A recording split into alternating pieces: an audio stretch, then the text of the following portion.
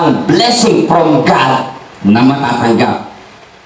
But because of their careful obedience, see, Israel did according to all that the Lord commanded Moses. Isang bagay kaya tayo nagiging successful sa ating mga ginagawa sa buhay. Because we are obedient to the will of God. Pansinin nyo, kahit gaano kaganda ang buhay ng isang tao, kahit gaano siya ka-professional, sabihin na natin kahit gaano kayaman, kahit gaano ka-entitled, pagka walang pagsunod sa Diyos, nawawasa ang buhay.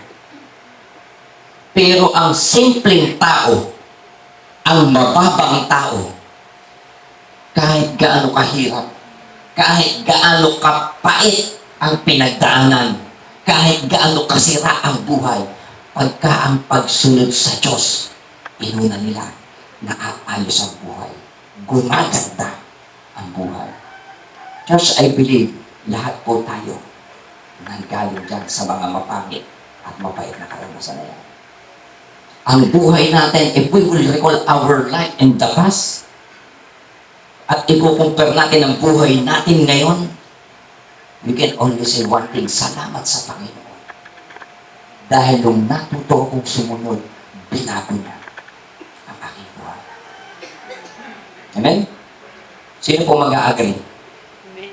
Dahil tayo sumusunod sa Diyos, binabago ng Diyos ang aking buhay. Amen?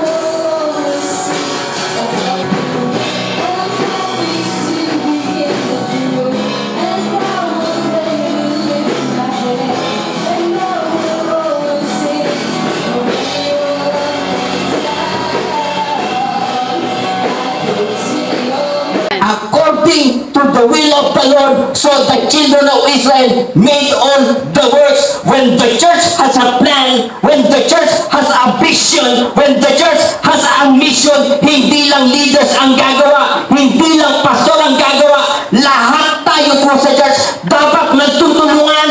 Amen. Dapat po tayo sama-samang gagawa. Magkakaiba man po tayo ng participation, but every one of us must be involved. Why? Because this is a divine work that is commanded by God.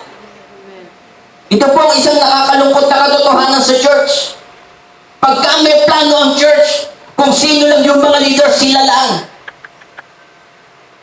Pagka inopen ng pastor ang plano, kulang na lang makiusap sa member para mag-participate. Tapos pagka may blessing na ibibigay, gusto silang kaunahang makatanggap. Amen? Masakit, but this is the truth. Pasensya na po kayo. Hindi po ako prosperity gospel. I rebuke and I correct if it is necessary. But this is the reality of the church today. Pagka may mga gagawin, ayaw natin.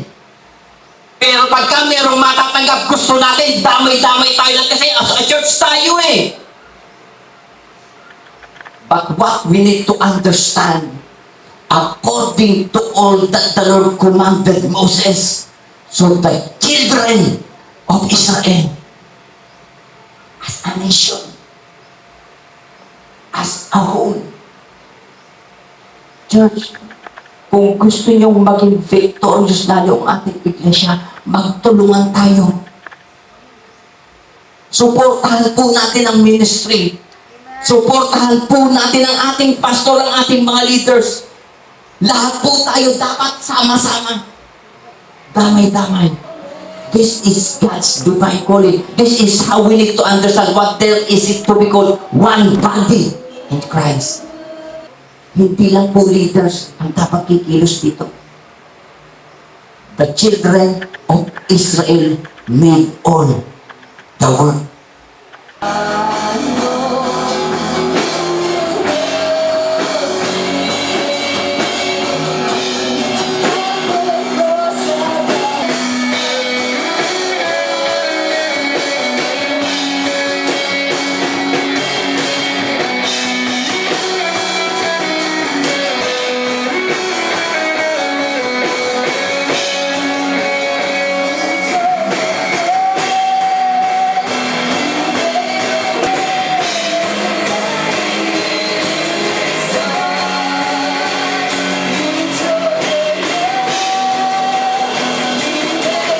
The tabernacle is God's answer to the call of man in the book of Genesis.